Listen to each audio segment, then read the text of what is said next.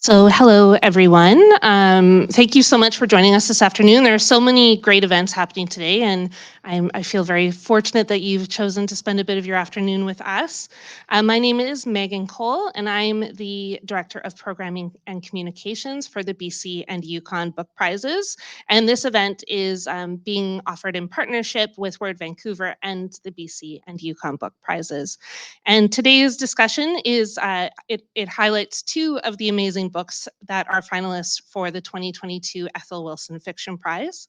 And this year's shortlist included Astra by Cedar Bowers, Victoria Sees It by Carrie Jenkins, Monster Child by Rahela Nayebzadah, We Want What We Want by Alex Olin, and The Book of Form and Emptiness by Ruth Ozeki. And last night we actually had our gala, so the winner was announced, and it was The Book of Form and Emptiness by Ruth Ozeki. But what we're trying to do now with the book prizes is, of course, there can only be one winner. This is one of the flaws of book prizes. But we really try to celebrate all of the finalist books throughout the year, which is why we do events like this. And both Carrie and Rahela have been on our podcast, which comes out weekly as well. And so we try to include all of the finalists so we have a chance to promote all the amazing books that are being put on the short lists every year. So I'm just going to take a moment to remind you to visit the Iron Dog Books table. Ryla's book is available at the All Lit Up table, and you can inquire at Iron Dog Books to order Carrie's book, Victoria Sees It, as well. And also, if you have time, don't forget to check out the silent auction at wordvancouver.com. I also want to acknowledge that this festival takes place on the unceded homelands of the Musqueam, Squamish, and Tsleil-Waututh people. I'd like to extend my sincere gratitude to these nations and the many other Indigenous communities who spent centuries caring for and protecting these lands that we now call British Columbia. As we celebrate the power of stories to transform, to teach, and to inspire, we encourage you to take time to listen and learn the stories and the history of the places that you call home. I also want to take a moment to thank our generous donors and sponsors. It's a long list, so bear with me. We would like to give a special thanks, of course, to SFU and the Writer Studio for this wonderful space and their continued generous support of Word Vancouver. We also want to thank the Canada Arts Council, the Canada Book Fund, the Canada Heritage Fund, the Canada Periodical Fund, the BC Arts Council, BC Gaming, Creative BC, the City of Vancouver, DBVIA, the Josef Wask Family Foundation, the Harbour Foundation, the BC and Yukon Book Prizes, the Asian Canadian Writers Workshop, CWILL, Pace and Associates, the Crime Writers Association, the Federation of BC Writers, the Surrey Library, the Vancouver Public Library, the League of Canadian Poets, the Writers Union of Canada, the Vines Festival, and many more. For a full list of all of the partners, please visit the Word Vancouver website. And of course, without all of you and you at home watching, this free festival could not happen. If you haven't already, please consider making a donation via the Word Vancouver website. All right, so now we get to dive in here, and I'm going to introduce each of our authors one at a time, and then invite them to read. So we are going to start with Carrie Jenkins. Carrie is an award-winning philosopher and writer.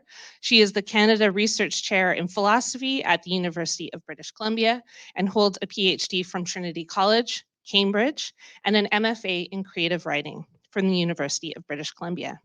She is the author of What Love Is and What It Could Be, Uninvited, Talking Back to Plato, and Victoria Sees It, which was a finalist for the 2022 Ethel Wilson Fiction Prize.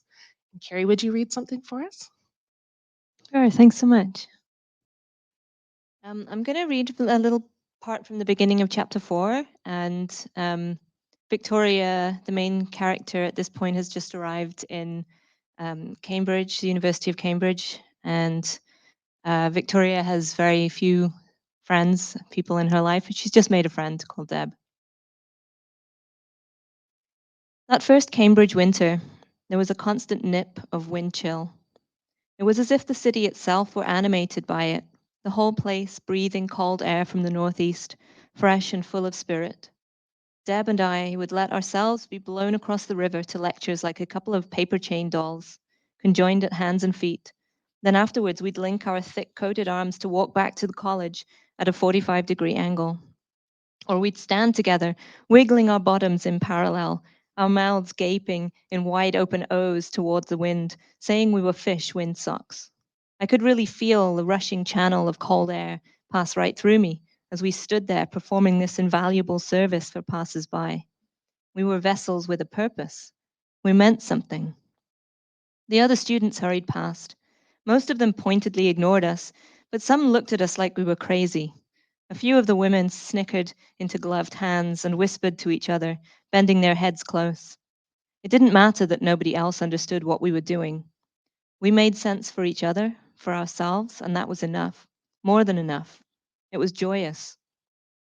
When we stepped out into the windy streets and cars beeped their aggressive horns at us for daring to be there, Deb would slowly give them the middle finger, sometimes using her other hand in a winding motion to crank up the bird.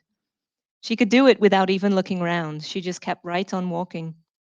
When men revved their engines at us for attention, she would hold her hands flat above her head and tap on it while blowing a huge raspberry like the French knight on the battlements in Monty Python and the Holy Grail. You know, the guy who tells King Arthur they won't go questing for the Grail because they've already got one. If the revving continued, she would start yelling, Fetche Lavash. I started to copy these performances of hers, and slowly we synchronized our routines until we could perform them with dance like perfection. As if by mirroring each other, we might deflect the rest of the world, turn its evil gaze back on itself.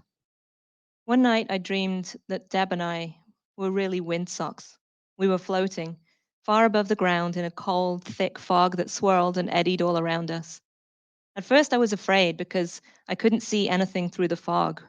But then it was okay because I could see Deb and I could hear that she was laughing. Her body was a pink tube flapping in the wind, vibrant against the emptiness. I looked at my own body, and it was flapping like hers, but mine was gray like the background. As I watched, it began to fade into the fog. Then the wind dropped, and everything slowed down. Eventually, we were both silent and motionless. Deb remained as bright and complete as ever, just frozen. My own fish sock body had all but disappeared, leaving a thin, gray, papery shell that would disperse in a fine, ashy powder if anything ever touched it. But nothing did. Nothing moved, and I somehow knew that nothing would ever move again. When I woke up, she was right there, curled on my floor in the fluffy pink blanket that she'd taken to stashing under my bed for the purpose. Thanks.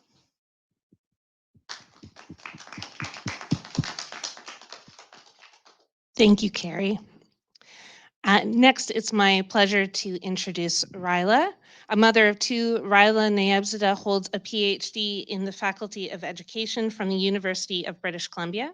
Her novel, Monster Child, published by Wolsak and Wynn, was a finalist for the 2022 Ethel Wilson Fiction Prize and the Roderick Haig Brown Regional Prize. Her autobiographical novel, Jigire Ma, I'm sorry, I should ask for the pronunciation before, was based on her family's migration to Canada from Afghanistan. Rahela, would you read for us? Thank you. I'm going to read from chapter 1. It's told from the perspective of Bay, 13-year-old girl, and they're just getting ready to go to a farm to slaughter an animal for a big invitation that's supposed to happen.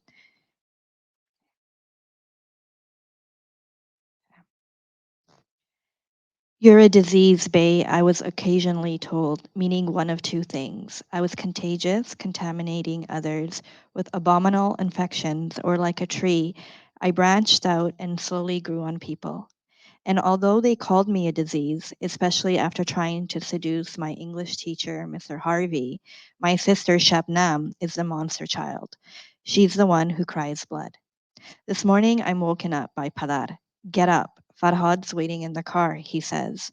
I look over my shoulder to catch a glimpse of the time. It's not even 5 a.m. The birds aren't even chirping yet. Can we have breakfast first? No. Getting out of bed, I try to make as much noise as possible. If I have to wake up this early on a Prodi day to see animals slaughtered for Madar's mehmani, then so does Shabnam. I lift my torso and legs up in the air and let them fall down hard.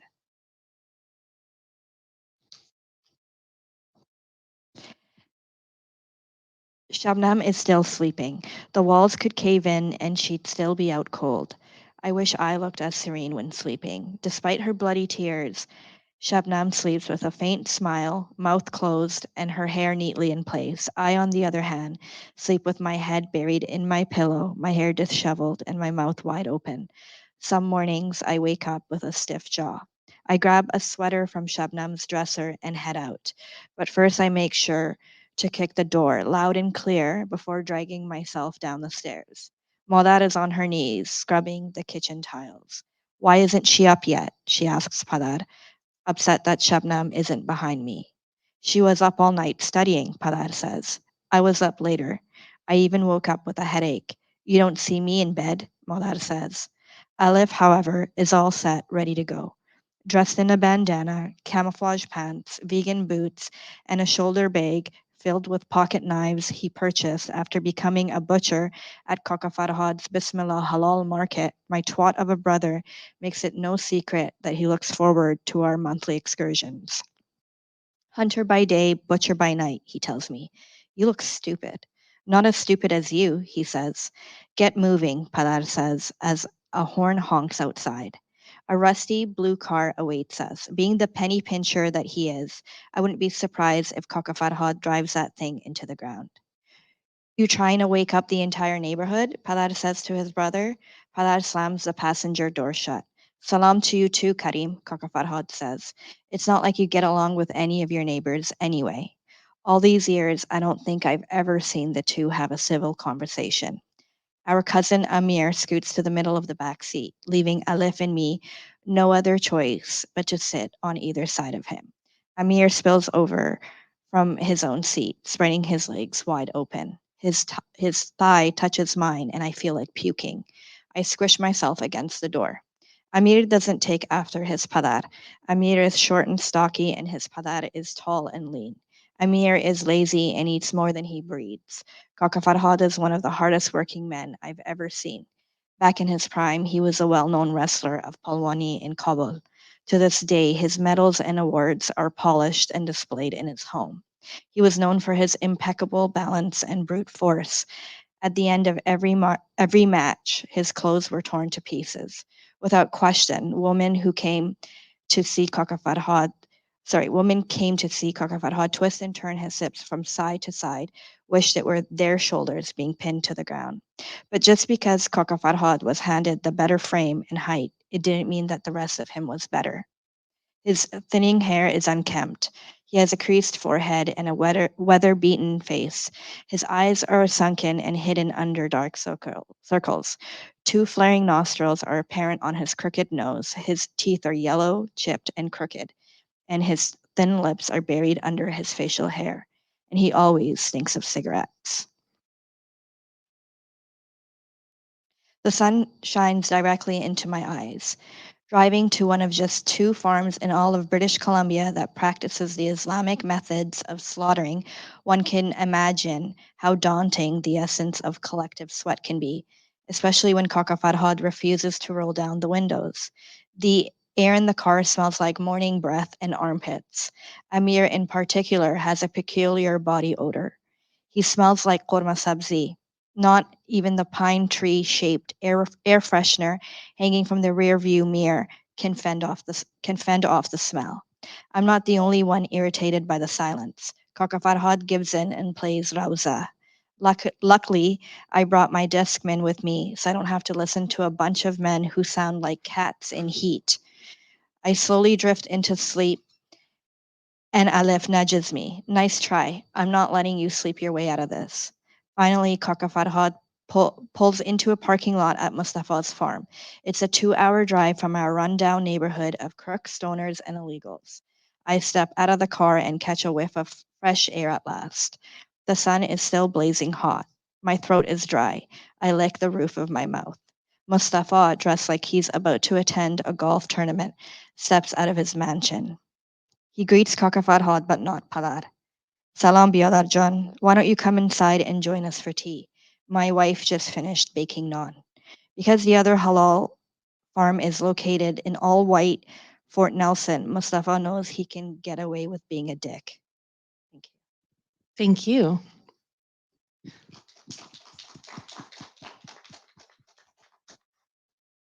So before we dive into our questions, I just want to say that we will make time for audience questions. But as you're thinking of your questions, please try to keep them to one focused question. We try to avoid comments disguised as questions. It's hard for me to repeat for our live stream audience and hard often for our authors to remember.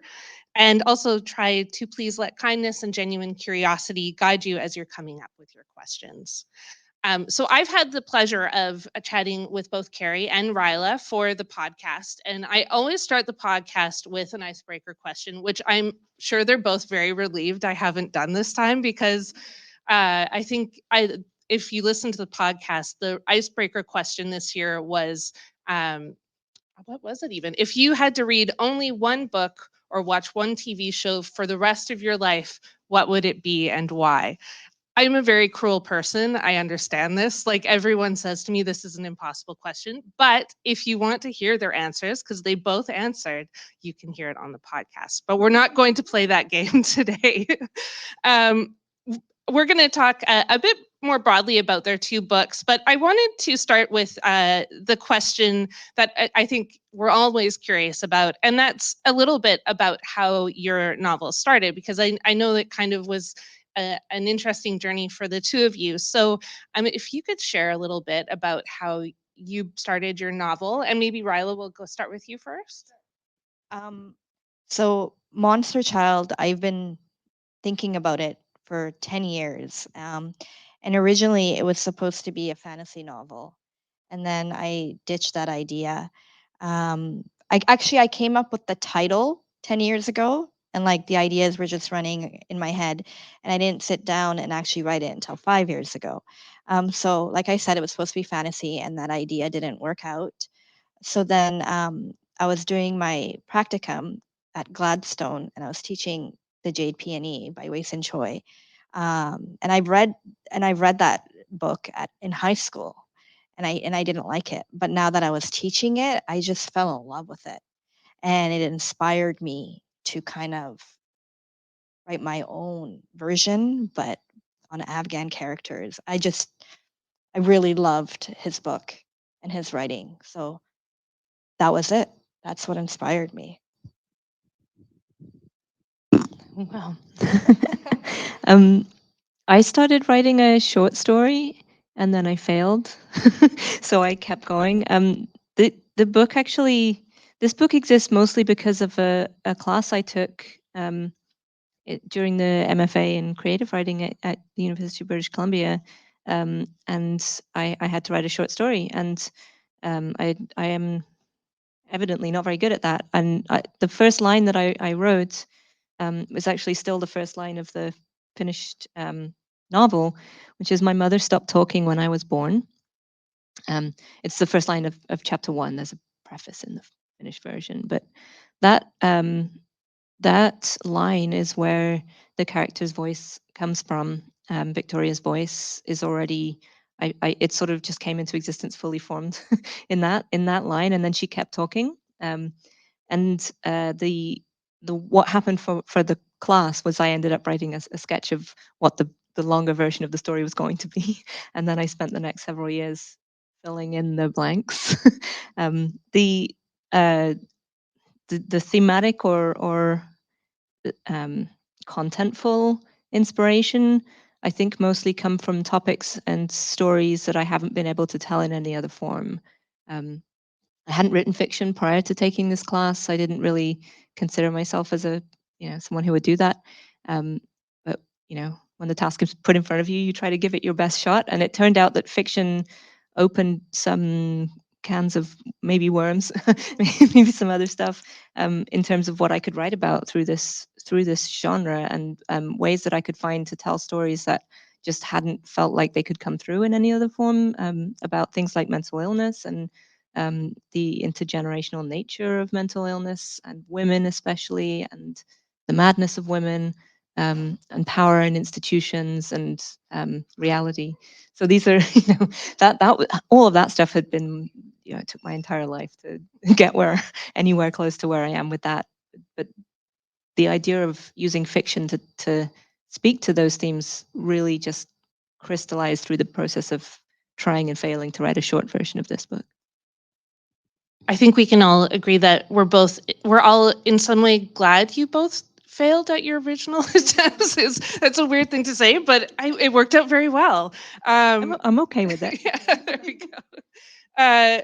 So something I loved so much about both of your books is how the characters really move the story forward. These are novels that are really about very interesting, very complicated characters, and the story kind of unfolds from them. And how did you develop these characters? And maybe you could introduce them a little bit without giving too much away. And Carrie, maybe we'll start with you on this one. I can introduce her more easily than answer the difficult part of your question.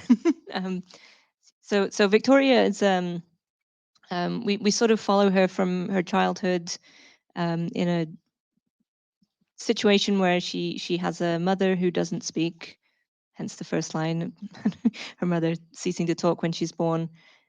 She's raised by people she calls an aunt and an uncle in England, in poverty, or sort of borderline poverty, and has a lot of difficulty with understanding other people, social connections, etc. And then she goes to study at the University of Cambridge as an undergraduate. She makes the first friend that she's had in her life, the first real person that she's had in her life, and then in short order, that person goes missing. And the rest of the story is about her attempts to find out what's happened. It seems as if the world around her is not acknowledging the loss, and so she struggles with that. The distinctions between what she thinks is happening and what everyone else is calling reality. How I developed her, it's kind of, that's the hard part. I mean, like I felt the voice just, as I said, kind of fully formed quite early on in the process, and my book really almost only has a plot because I knew I had to give one in order for her to have an opportunity to speak about things. There was nothing, I guess I'm not a very plot-driven author of fiction. The character was the point, and for her to give her voice was the point of writing for me. And I think, is that enough of an answer? I think so. Thanks. I mean, the rest of the answer is going to be because my editor and my agent are amazing, and they helped me to make her come through as clearly as she now does. The versions I had were they needed a lot of other people's red pen through them before they would sound like she does now. But this is what I had in mind all along. So, Monster Child is based off a family, an Afghan family. It's told from the perspective of 3 children, and they're the main characters. So, 13-year-old Bay, and then Shabnam, she's 16, and then Aleph, who's 15. And so they're all in high school. They're young teenagers, and pretty much something really bad happens, like something tragic happens to the mom. And then that's where all the family secrets kind of unfold. And Bay, she's, I don't want to say your typical, I guess your typical little teenager girl who's just kind of a tomboy. She looks up to her brother and she's always trying to like impress him. She curses a lot. She likes to do a lot of inappropriate things at school to get attention. And then there's Aleph, who's kind of a angry brother, but he has every reason to be angry. That's what I think. And he's also very broken in a way, without making him sound like a weak character. And he's my favorite character too. So he finds out this like really big secret about him, and he's got a lot of cultural pressures. He has to worry about what's going to happen to their family restaurant, and and his sisters are kind of his responsibility, being like the only son. And then there's Shabnam, who cries blood. She was just born with that condition, and she's like the half sister, so she kind of fits in, kind of doesn't, and she has her own battles that she goes through. And then Madar and Padar, I'd say, are also very important characters too. But I wanted to focus more on the children. Oh, and sorry, and how I came about to develop them. Yeah. Sorry, I forgot that. Yeah. I didn't want to admit this at first, but a lot of it has to do with my own experiences. And people are starting to figure out that Aleph and Bay is me and my brother. And in the beginning, I used to deny it, but there's no more denying it. So I put a lot of my own family experiences, my own experiences, and just being in the Afghan community and hearing stories. That's how I came about. And even Shabnam too, even though she cries blood, there's a little bit of me in her. There's a little bit of me in all the characters. Thank you. Thank you. Let's stick with the characters of your books for a little bit longer. You just mentioned that you have a favorite character, but what aspects of your characters were the hardest for you to write? And maybe Rahela, if you want to start. So Bay, and I'm not giving anything away because it says this in the back. Bay is a 13-year-old and she gets sexually assaulted by her cousin. So writing about that, writing about a 13-year-old girl getting sexually assaulted, no one wants to read that. So I've had a lot of people, a lot of reviewers who said, I couldn't finish it. I'm sorry, I don't mean to offend you, but triggered stuff. And so that was very hard to write. And also because it's based on 3 children, I didn't want people to be like, oh, this is YA, because it's not. I wrote for like an adult, like the adult market. And at the same time, Shabnam, she cries blood. And that's not real. That there's some aspects of, fantasy in it. And how do you make that believable? Who's going to believe that this girl can cry like so much blood? Like she can pretty much um, flood her surroundings with her tears. So how do you make that realistic?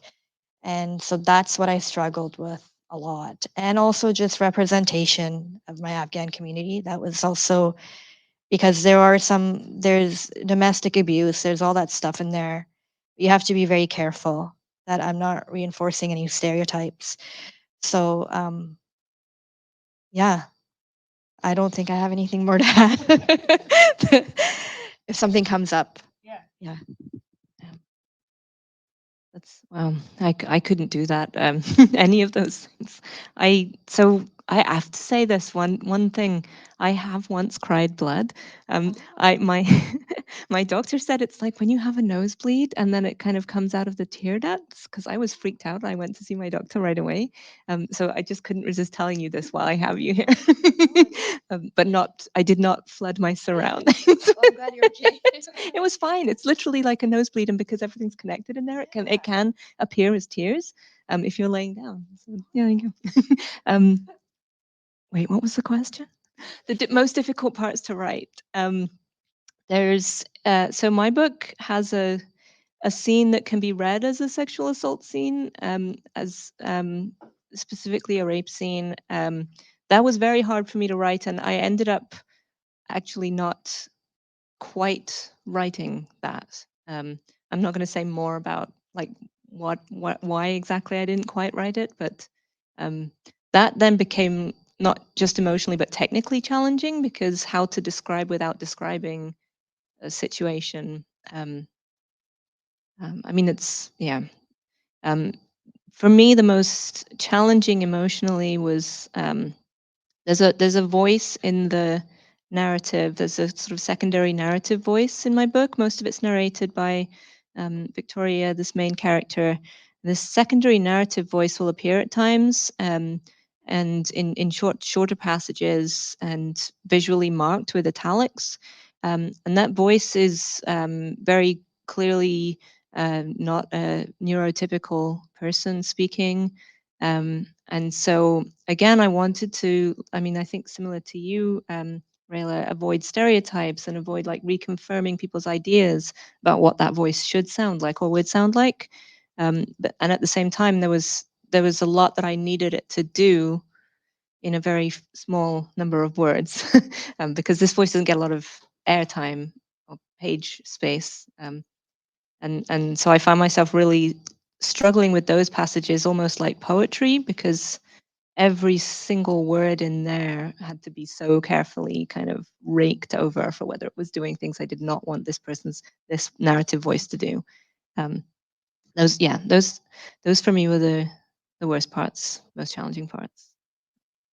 Yeah. Something, if you've read these two books, or when you read these two books, you will notice is that the settings are also very important to the stories. Settings are important to all stories, of course, but it was something I really picked up on when I was reading the two novels. And of course, Rahela's book is a finalist for the fiction prize, but it was also a finalist for the regional prize, which is interesting as well, because that prize is specific for the enjoyment and greater understanding of BC and Yukon.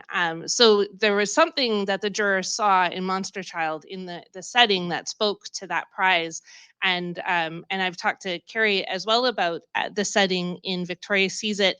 But I would love to hear you talk about the settings for these books and how you approach the settings, and why it was important for your books, Carrie, for yours to be set in Cambridge, but also for you, Rahela, as well. And maybe Carrie, if you want to start.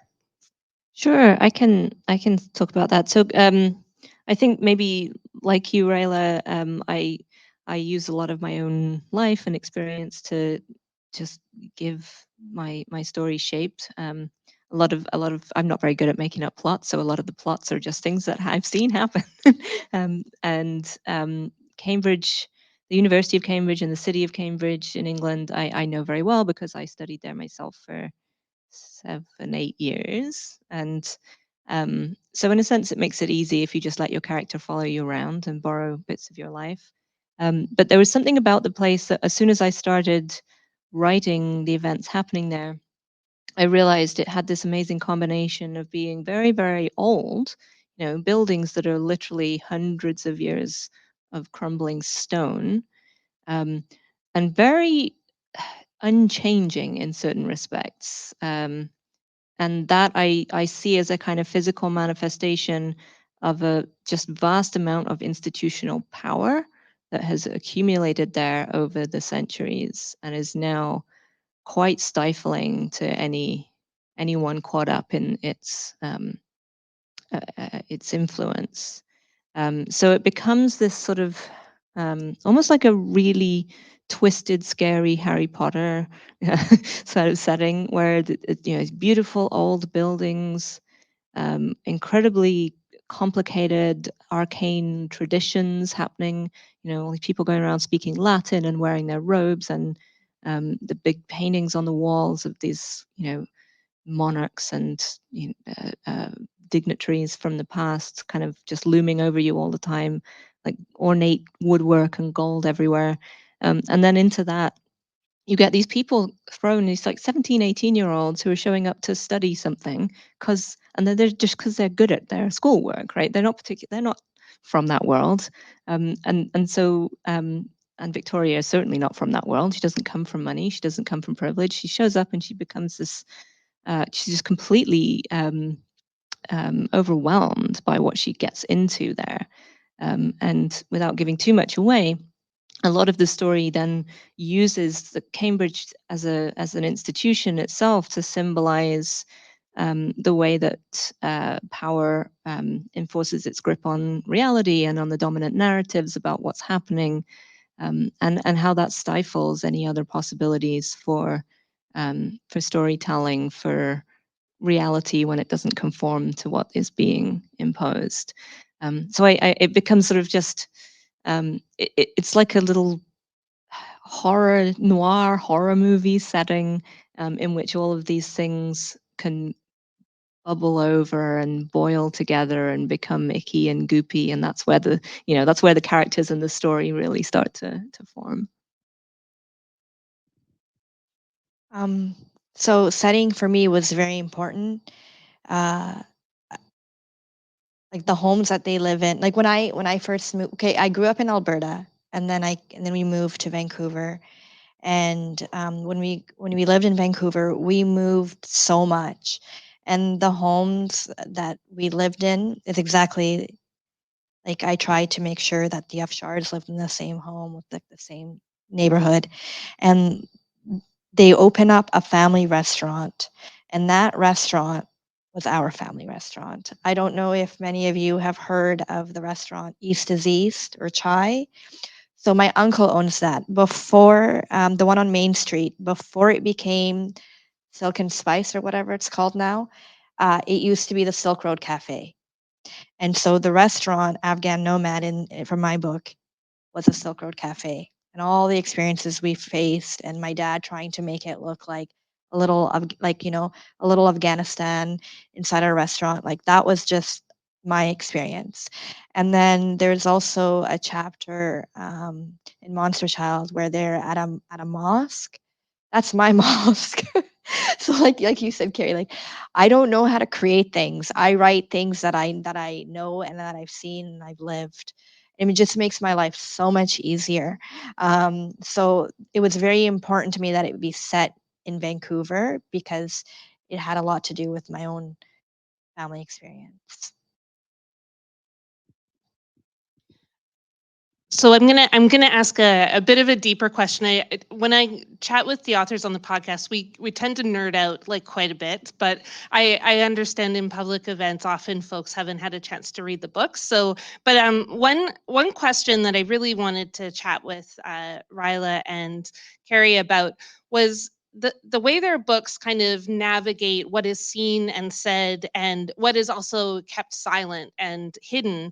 And why were these topics that the two of you kind of wanted to explore in your books, and also the challenges of writing those things? Because for some reason, pointing at the things that we don't want to, bring out into the spotlight is hard for people to read sometimes. So, Ryla, if you want to start with that one. There was a lot of things that I wrote in here. Okay, in the like earlier, I mentioned how it's very important to me that I work carefully with voices of my characters, because immediately when you write about any community, you represent that entire community, so that becomes very dangerous. But I didn't want to write about domestic abuse, but I had to. I just had to. It happened in the book, and I know I upset a lot of people doing that. But there are topics that just don't get talked about a lot in my culture, and also sexual assault. Not just sexual assault, but when it happens to you by another family member. And I know there's a lot of books out there that make money because they write these exact same topics. Um, and I wanted to just talk about it. It meant a lot to me. And there's also just hiding things for the sake of, saving face, or because you have a reputation in your community or your religion.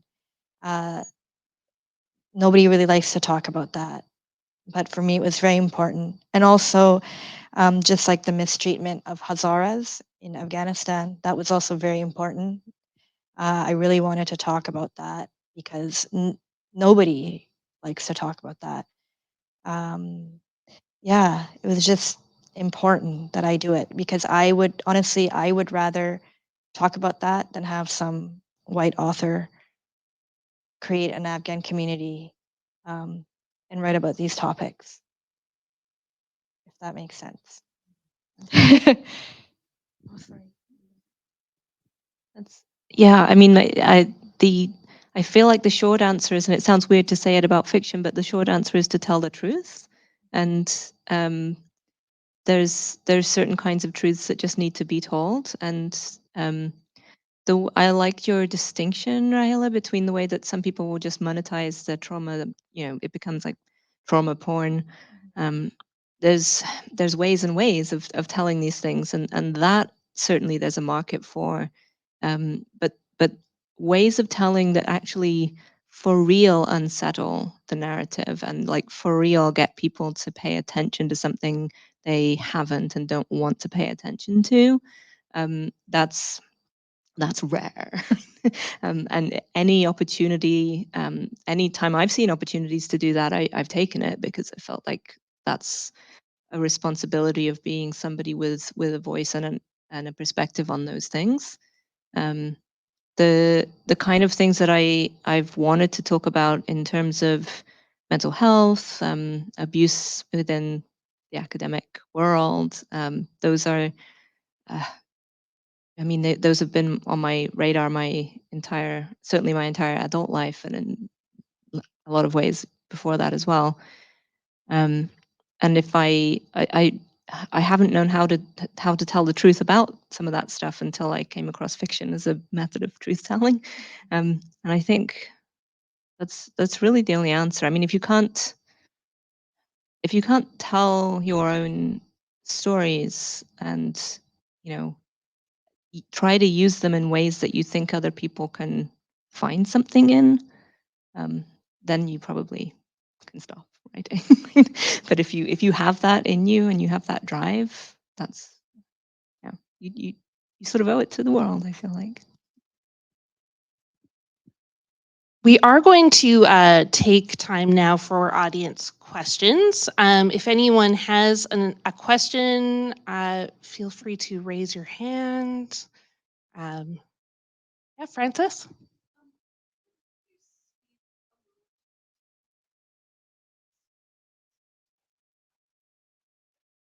I'm just going to repeat the question for our live stream before you two answer. So the question was if Carrie and Rahela could speak to the titles of their books and how those came to be. So Carrie, maybe because you have the microphone, if you want to go. Or yeah, we'll minimize the passing the mic. The working title of my book was different. I had thought of calling it Invariants, and there's some structural elements of the book that are still related to that working title. So I was thinking about invariants in a mathematical and a topological sense, as in things that have the same shape in some sense, and all of the headings of the 5 sections are based around that, things that have the same shape, even though you kind of squish them or move them, they're still the same. So the ultimate title that it ended up with, because my editor was correctly said, that's not a good title. It's clever, but that's all it is. I said, yeah, you're right. So it ended up being, so I wanted Victoria to be in the title because she is really the point of the book. And the rest of it, I realized too late that it makes me say Victoria's Secret by accident a couple times. And now this is a fun fact that I love. But the idea behind Victoria Sees It was just we wanted Victoria to be in it. We wanted her to be doing something active as part of, you know, conveying that this is her doing something with her storytelling. And then seeing is seeing or not seeing. Various kinds of inability to see and blindness become sort of thematically woven throughout her story. So that was, I went with seeing as what it is that she's doing. So I've always been fascinated by what makes a monster, or how like society defines monsters. In Monster Child, like I already mentioned, it's told from the perspective of the 3 children, and they each see themselves as monsters, and they struggle with that. That's how I came up with the title. But arguably, like every character in my novel can be a monster, depending on how you want to interpret it.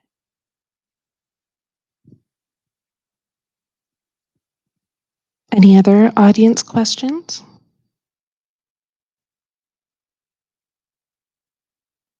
Did you battle with writing the difficult parts that would upset family? I'm just going to repeat the question. I was sorry, Mr. Riley. Yeah, I'm just going to repeat it for our live stream folks so they have it. So for Rahela, it was, did you struggle with the parts that would upset family? Yes and no. um, I think my family knows what kind of a person I am, so they were kind of expecting it. And I've said this before too, but I think when it happens with age, and the older I'm becoming, the less I care about what. And I mean this in like the most gentle way. Like, I love my family, I don't want to hurt them, but I just don't care anymore. Like, I want to write what I want to write. I'm not here to please anyone. This is my way, and like you said, fiction is my only way to do it. So it was, and it wasn't at the same time. It felt very freeing too. Uh, my, well, they were like, oh, well, um, okay, my mom and dad can't read, but they just hear from people. And my siblings are just like, oh, there are parts where you made the religion look a little too much or too scary, um, and they asked me a lot, okay, like, we know you wrote about us, and just, I don't think they were very surprised. Um, but they're okay. Like, we're talking to each other, and we're a close family. But there's more to come. So there's more to come. So they know they're ready. I forget who said the quote, whether it was like, I think it was Annie Dillard or Joan Didion, but one of them said, like, if the people we know didn't want us to write badly about them, they should have behaved better. Which is like, I write creative nonfiction, so this is our mantra in the community. But there is some truth to that, like, I think as soon as someone knows they've got a writer in the family, they should oh, ew. Does anyone else have any questions? I see Francis again. Go ahead.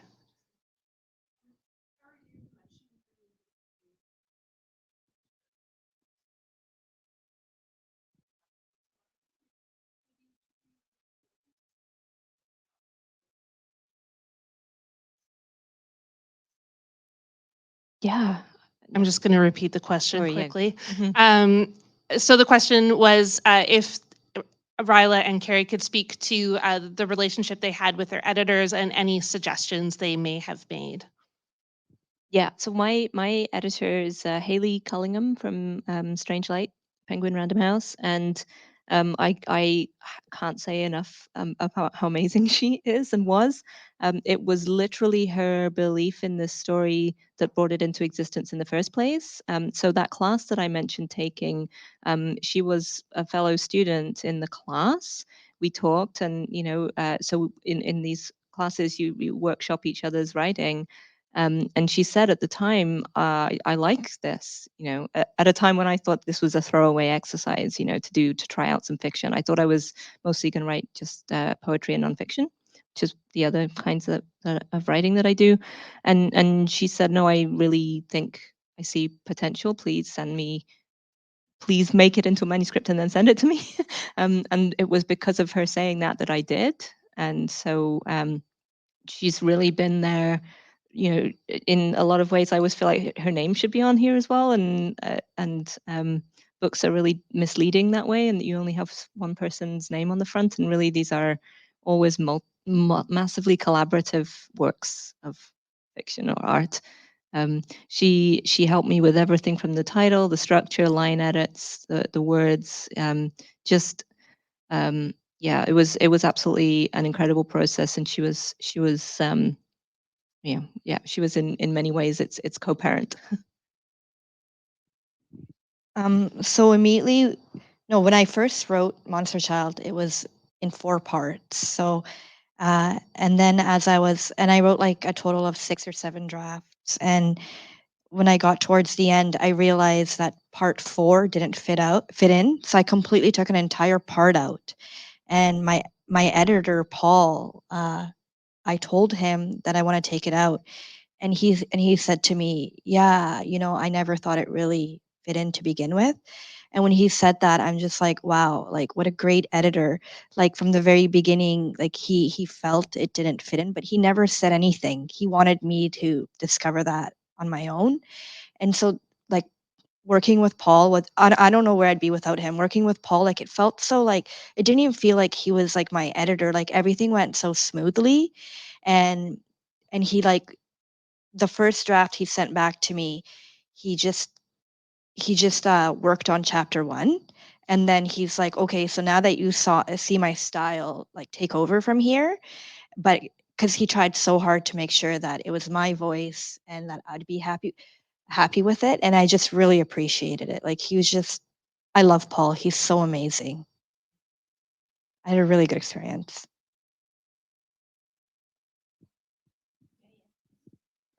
Yay, editors. Yeah.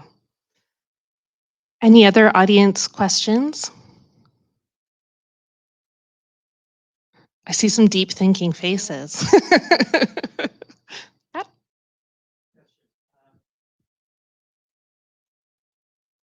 the things, how do you recognize that are best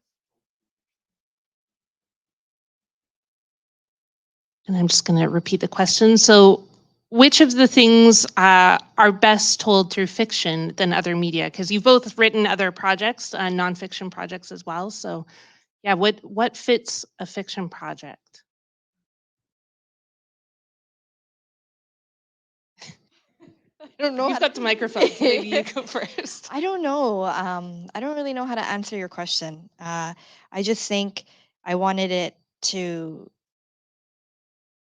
I wanted like readers to kind of grow with this family and kind of like walk through their journey and be able to see a lot of similarities despite culture. And I thought fiction was just the only way to do that.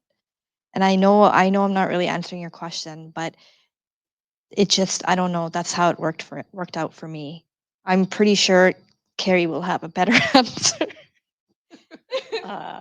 I'm No glad one of pressure. us is sure.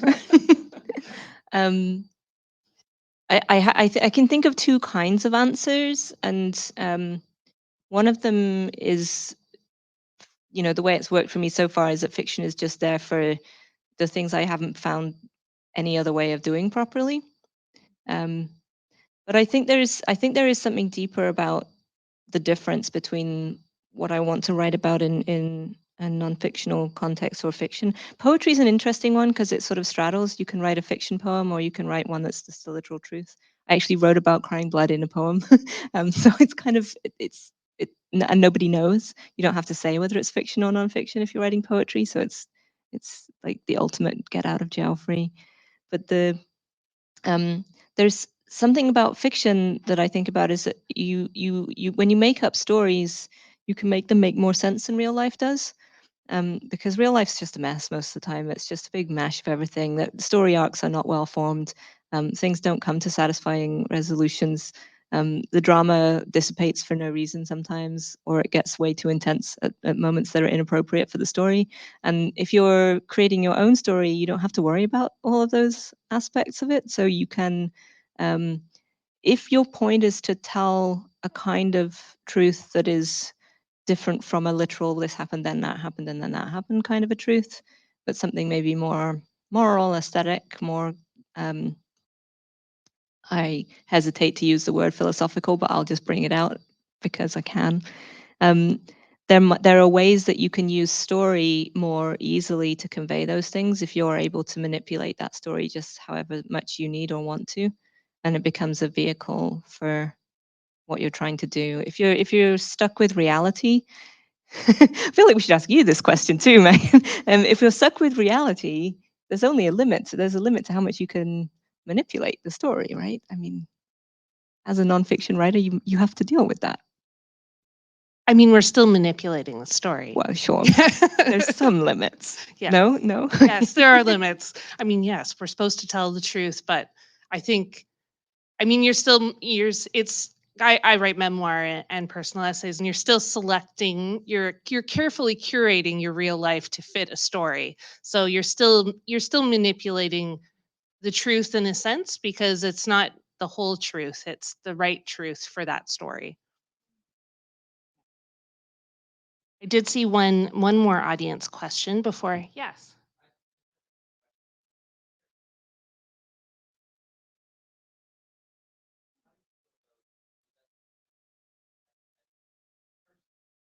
Oh no, it is. Yeah. I mean, a few different ways. It becomes sort of a focus of the character's own sort of interest in herself, trying to understand what her relationship is to her own mental health. There is that secondary narrative voice that I mentioned that obviously is from a neurodivergent place, and I knew some about what I wanted that voice to sound like because it is based on somebody that I know. But I did also do quite a bit of research just in the planning and the understanding of and part of what happens in these, this is very much a realistic thing, is that diagnoses either are just not present at all or they just really don't help at all. So a lot of the how I'm trying to approach mental health is not at all through the, DSM style of thinking about what it is or how to address it. It was really important to me to write it from the perspective of someone who is themselves in the position of struggling with their own mental health, their own sense of reality, and to bring the readership with that person, not to give them any opportunities to get off the bus and say, "Oh, crazy talk." So I really wanted that transition to be something that people who maybe don't have that experience directly for themselves could follow and think about from a perspective that they just might not have had before. Yeah, am I answering the question? Yeah, I mean, like all of this, I think for both of us, there's there are twisted alter egos all the way through my book, and every character has some of my, what else do I have to give them? They have some of me. That's that's how I make things. All right. Well, I think that is our last audience question. We're almost at the end of our event. So I want to remind all of you once again to go buy these books. Rahela's is at the All Lit Up table, and you can order a copy through Iron Dog Books of Victoria Sees It.